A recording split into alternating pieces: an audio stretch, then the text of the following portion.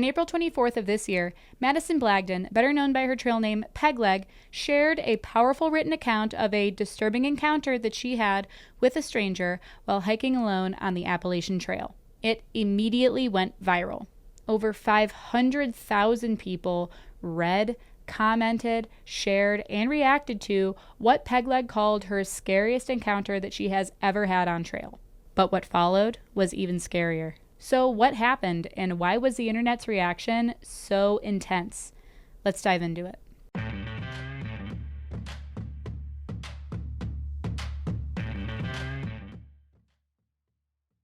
So to start, who is Madison Blagden? Who is Pegleg?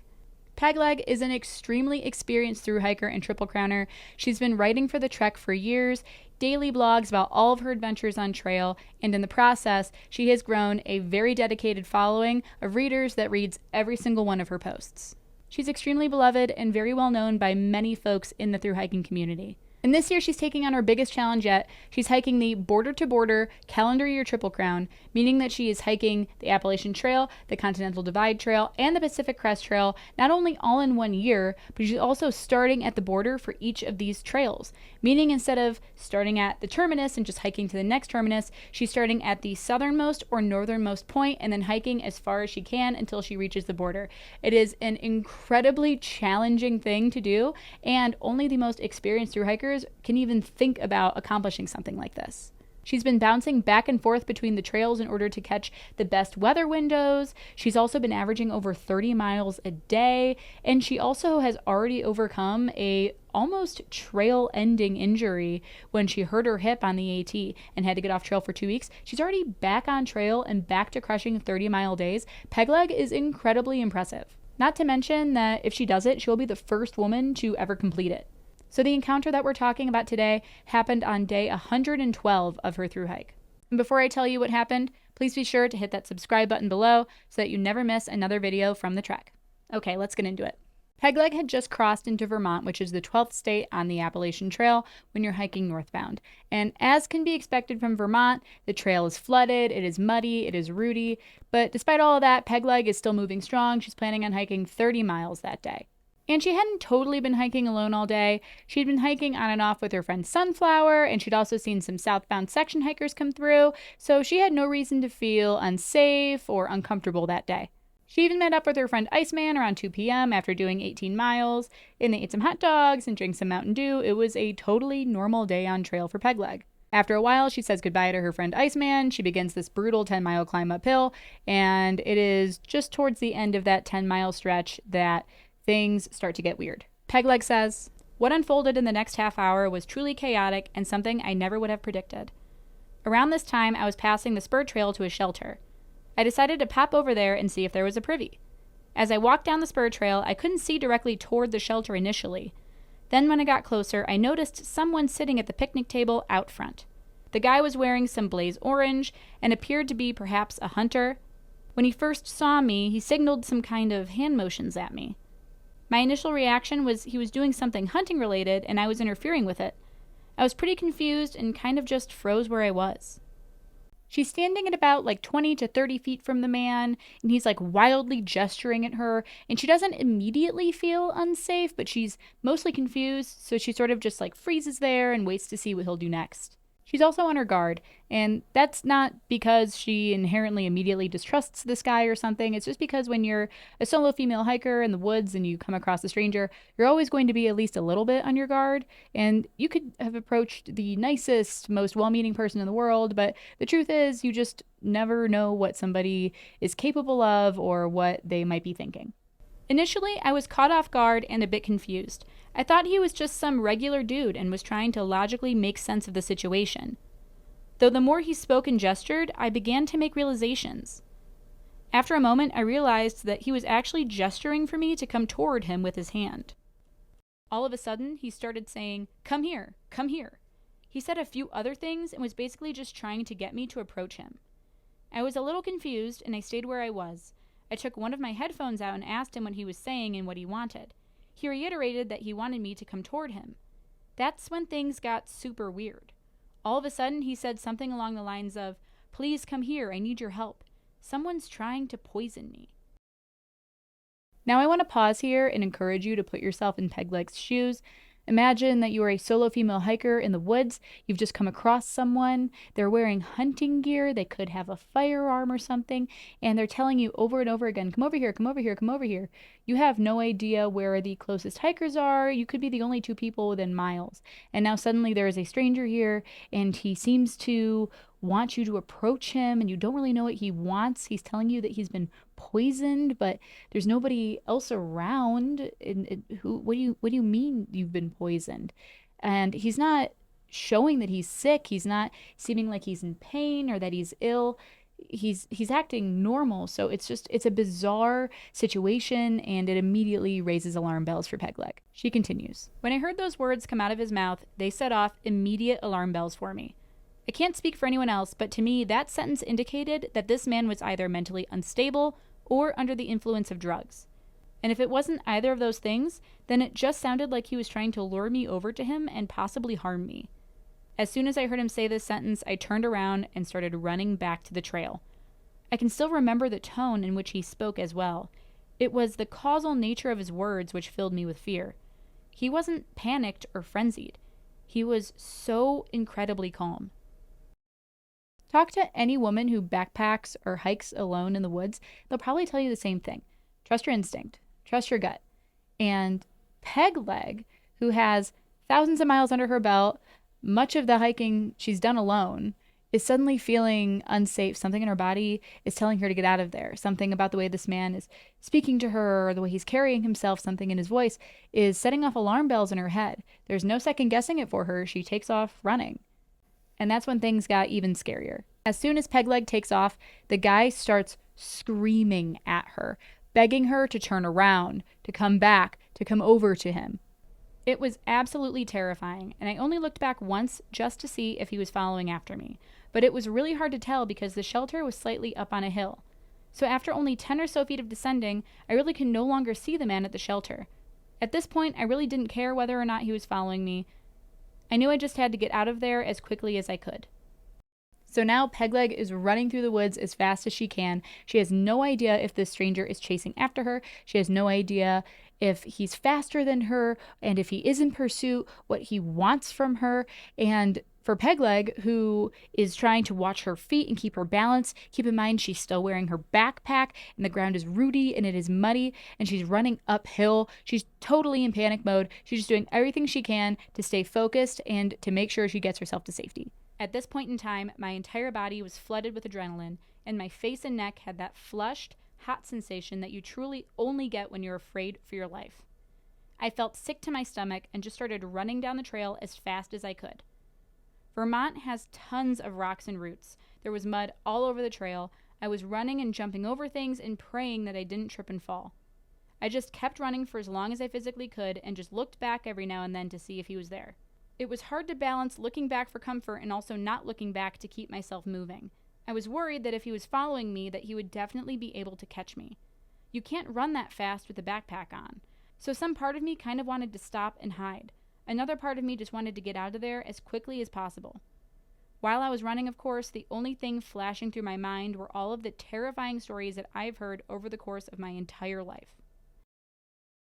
Pegleg ran about half a mile uphill until she was fairly certain that this stranger wasn't lurking in the woods or following her, even though she still felt really unsettled. So she called her dad. As she's jogging down the trail, she's filling her dad in on all of the details, the shelter where it happened, where she is on trail. Then her dad calls the state police, and the state police call the Forest Service, who promised to look into it.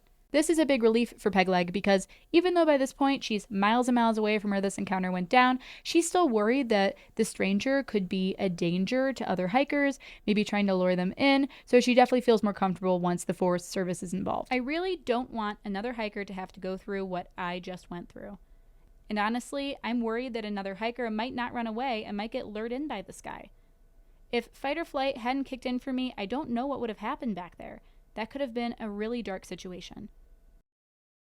So after all of this goes down, Pegleg just keeps on hiking. She's hiking through knee-deep snow. She eventually gets to Kidgore shelter, and she posts up and she's able to get to sleep, which she desperately needs after a very stressful day.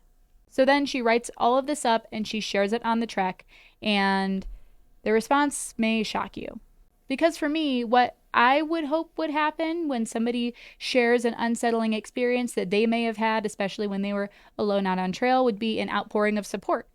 Speaking personally, when I read the blog, I thought to myself, I am so glad that Pegleg listened to her instincts. Who knows what that guy wanted? He very easily could have been lying. Something in her was telling her to get out of there, and I'm glad that she did. If she hadn't and she had walked up and approached this man, who knows? He may have pulled her in. He may have had a weapon on him. So good on her for trusting her gut and getting herself to safety. And maybe naively, I just sort of assumed that everybody would feel that way about the situation. That was not the case. I was actually pretty shocked by the discourse. This is so over the top. Called the state police? Was there a crime? You scared yourself and made it all about you. Try just hiking and not worry about attention-seeking blogs. What an absolute joke. The guy yelled, so I ran for an hour and called the police. It was terrifying. What a sheltered life if that was so scary. Meanwhile, she's milking it for all it's worth. You're one of those women who'd rather be in the woods with a bear, huh? This is just over-exaggerated for clicks. You didn't almost get attacked. Almost attacked? Clickbait much? I want to say get a grip, but that seems too mean. If it's not on video or audio, sorry, nice story but not believable. You're just making up a story, liar. Alternate title, privileged white lady on vacation freaks out and tells her daddy to call the cops on a local man in distress. Woman in the woods without a gun is just a victim in waiting. Wow, F this dumb C word for calling the cops over nothing. Hashtag death to Madison Blagden. A lot of really ugly comments. So, here are my thoughts on the situation.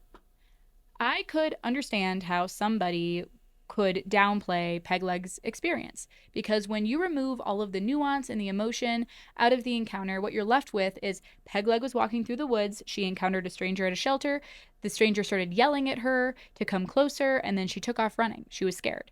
And then she got further up trail and she called someone who called the Forest Service and yada, yada, yada. I can understand how somebody would read that encounter and say maybe she overreacted.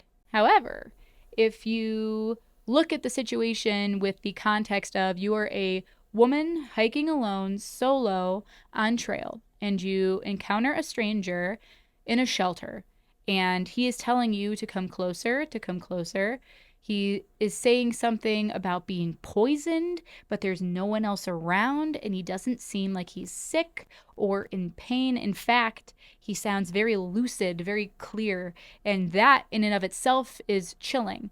And you've heard stories about women being attacked in the woods, and with that knowledge behind you, now the stranger is saying, come here, come help me. And you are scared. You don't know what the stranger is capable of. And something in you tells you you have to go. Something in you yells at you saying you need to get out of here.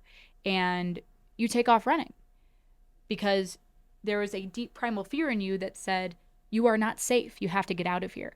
And in this situation, you hear people saying, trust your instincts all the time. And sadly, I really truly believe that, God forbid, had Pegleg walked up to him and something had happened, the commentary you would have seen from people would have been, why did you trust him?